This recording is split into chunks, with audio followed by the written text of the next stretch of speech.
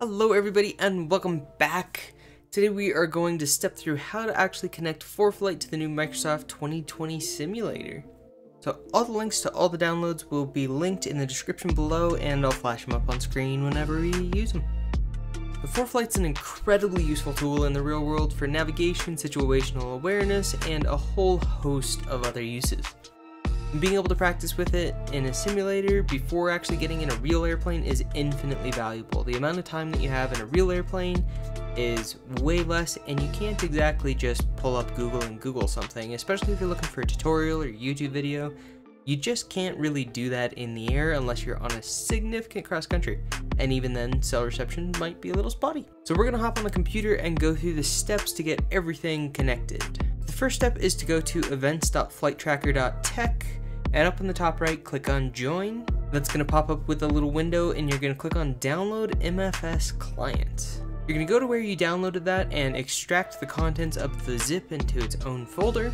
Then you're going to want to connect to your iPad and open Foreflight. Then select the Devices page. And after that, we're going to hop over and start up Microsoft Flight Simulator 2020. So in order to broadcast data to the iPad, you actually have to be in a flight.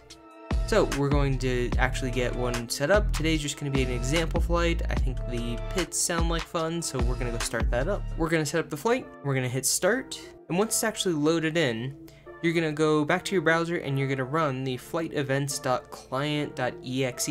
Then in the settings tab, you're going to select broadcast data to local network. And in the simulator tab, the sim connected button gives you the status of the connection to Microsoft Flight Simulator 2020. So if the simulator's up and it's got valid data, then the sim connected flag gives you the actual status if it's able to broadcast to your iPad. Then once you click start flight tracking, it's going to begin sending that data to the iPad and essentially broadcasting it over the network. And we're going to head back over to the iPad, and you should see a device named Flight Events connected and providing GPS and or AHRS data. So now Foreflight's using the data from Microsoft Flight Simulator 2020, same as X-Plane will do, which is a really nice feature on launch. So let's go for flight and test it out. You can see our position on the runway, and as we start adding in power, we're starting to get a velocity vector and an actual direction.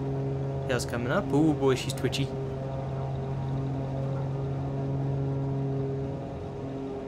Let's get up in the air and we'll deal with all the twitchiness up there. Probably not the best choice. She is so twitchy. Quick roll. You know, just to test it out. Make sure to avoid the ground.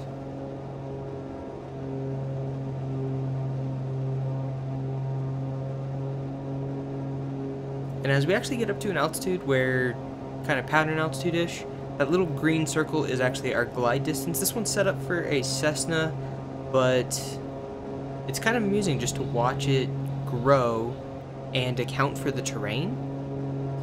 So we're going to go into a left-hand turn,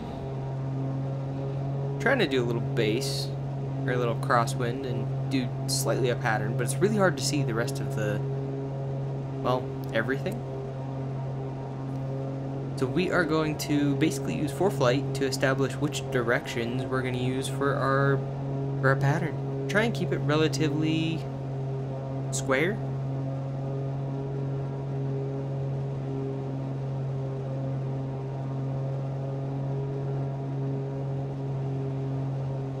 I'm kind of starting to get used to the airplane, but she is so twitchy. And we're starting to come up on a beam. I'm going to turn it a little bit early because I would rather be able to see the runway. We're also not very square. Here's our turn-in. We're really close. Not quite on a 45, but we're basically just turning around. That way we can see the runway all the way down.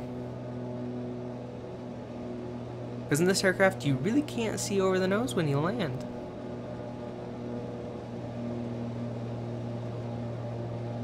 There's the control tower. There's the little lake that's actually there. And the runway.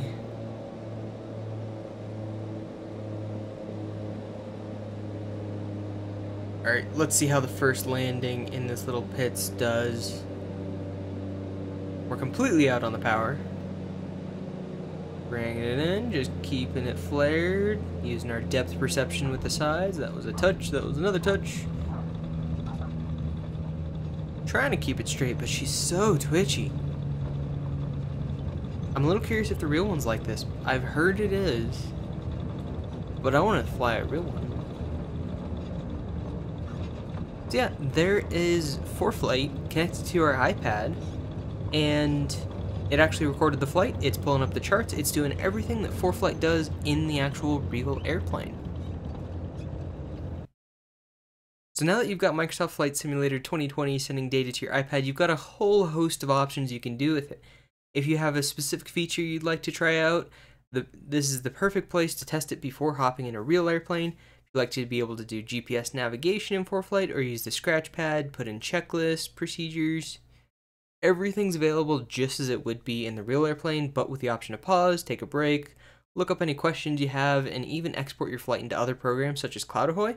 And we'll do a tutorial on CloudAhoy in the future as a flight debrief tool. But for now, hopefully you enjoyed the video, and if you did, definitely like, subscribe, and come back for some more simulation adventure. As always, thanks for watching, and we'll see you in the next episode.